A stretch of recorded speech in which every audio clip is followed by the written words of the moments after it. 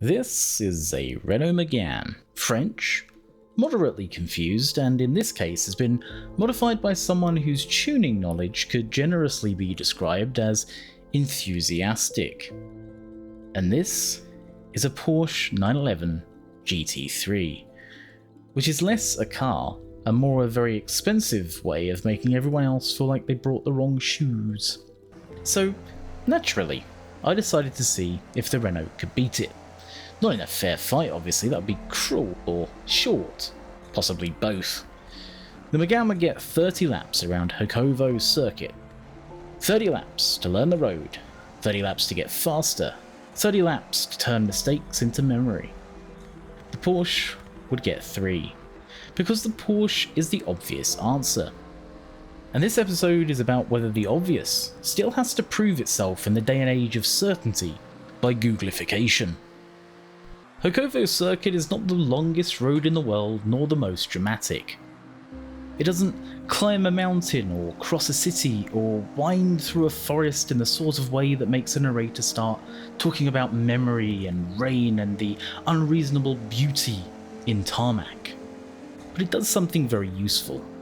It asks questions quickly. There are corners here that reward confidence, corners that punish impatience, and one particular section that seems to have been designed by a man who once lost an argument with a steering wheel. And that made it perfect, because this was not really a test of raw power, it was a test of learning.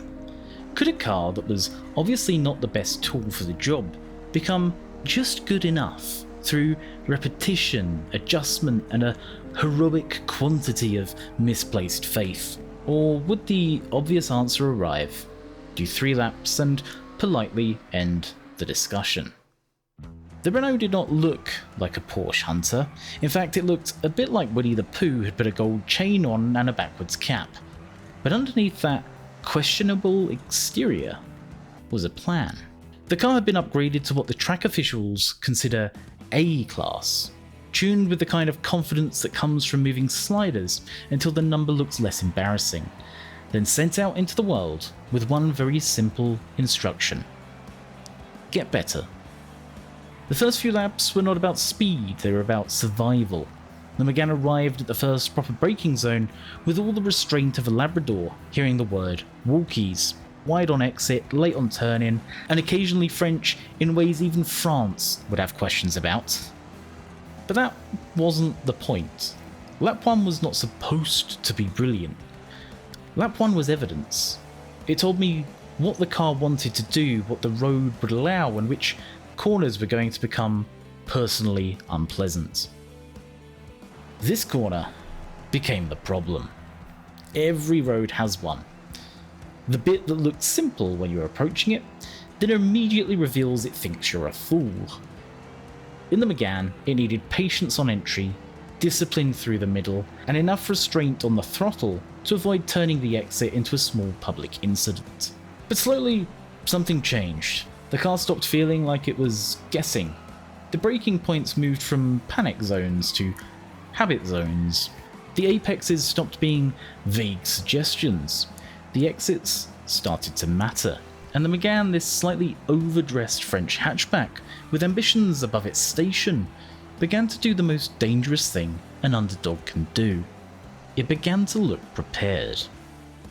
That is where the Mégane began to find time.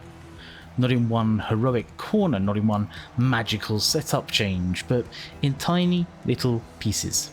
And by lap 30, it becomes something I had not entirely expected. Not suddenly transformed into a GT3 by the power of friendship, but serious. The Mégane had earned the right to be taken seriously. Its best run looked different. The same corners that had been messy now had rhythm, and for a moment, that felt like enough. But unfortunately, enough is a dangerous word when there is a Porsche nearby. Because then the GT3 arrived, and immediately the whole thing felt completely unfair again. The Porsche didn't look nervous. It didn't look like it needed a warm-up, an excuse, or a motivational speech from a man who had spent the morning arguing with a Renault. It looked like it had already read the answer sheet. And that, right there, is the problem with the obvious answer. They are annoying because they are usually obvious for a reason. The GT3 had only 3 laps. No long learning process, no emotional journey, no 30-lap voyage of self-discovery where it gradually came to understand the road and in doing so, perhaps itself. Just 3 laps. A car built to do this sort of thing being asked to do exactly this sort of thing, which sounds simple, bordering on dangerously close to mundane. But it also meant there was nowhere to hide. If the Porsche was going to be the obvious answer, it had to prove it, on the same road against a car that had spent the morning learning every inch of it. And the first thing you notice is the calm. The Mégane had attacked the circuit like it owed it lunch money. The Porsche treated it like paperwork. Braking later, turning cleaner, settling faster. Finding grip where the Renault had found questions. It wasn't dramatic in the way I expected, it was far worse. It was composed. And composed speed is always the most irritating kind. 30 laps for the Mégane. Just 3 laps for the Porsche. One car had learnt the road through repetition, mistakes, and questionable decisions from a man putting square pegs in round holes. The other had arrived as the answer everyone expected. But expectation is not a lap time. And that is what made this interesting. Because the whole point was never really whether a Renault Mégane is secretly better than a Porsche 911 GT3. It just isn't. It's French. Let us dare to remain legally and mechanically sensible for a moment. The question was actually whether effort could trouble certainty, whether preparation could make the obvious answer uncomfortable, whether the wrong car given enough time could ask the right car a difficult question. There was quite a gap.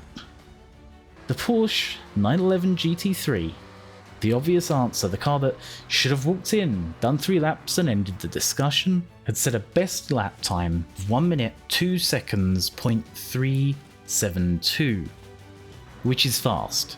Annoyingly fast, exactly the sort of time that makes a Renault Mégane look like it should quietly pack its things and go home again. But then came the Mégane's lap time. 30 laps of learning, 30 laps of getting it wrong, getting it better, and somehow getting away with this whole ridiculous idea. Its best time was 1 minute 0.282. The Mégane was faster, not by a tenth, not by a hopeful little rounding error, by 2.09 seconds, which means the obvious answer wasn't just beaten, it was beaten badly enough that somewhere in Stuttgart, a man in a very clean shirt dropped his clipboard into a bin. And that there is where the episode stopped being a silly idea and became a bit of a problem, because the obvious answer wasn't right.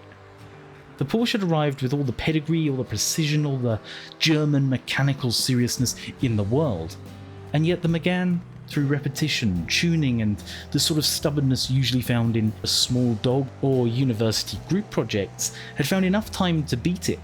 Not because it was the better car, it just wasn't. Not because it was more elegant, no. But because it knew the road. The Porsche had talent, the Mégane had memory. And on this day, on this circuit, memory mattered more. And that, I think, is the problem with the obvious. It's not that the obvious answer is wrong.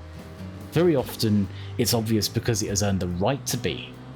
The Porsche 911 GT3 is not some overhyped ornament, it is something serious, built by serious people, for the very serious business of making corners look less complicated than they are, which is exactly what it did. But obvious answers can make us lazy as people. They can make us stop asking questions, they can make us assume the result before the road has had its say. And if nothing else, roads deserve to have their say. The Mégane should not have mattered as much as it did. It was the wrong shape, the wrong badge, and completely the wrong end of the motoring dinner table. But with time, repetition, and a worrying amount of commitment. It became part of the argument. It made the Porsche prove itself, and that, for a car which started the day looking like Winnie the Pooh had discovered streetwear, is not nothing. So maybe the lesson is not that the obvious answer is wrong. Maybe the lesson is that even the obvious answer should have to turn up, still have to drive the road and have to face the stopwatch, because expectation isn't a lap time. And sometimes the only way to know whether the obvious answer is still the right one is to give the wrong answer 30 laps and just see what happens.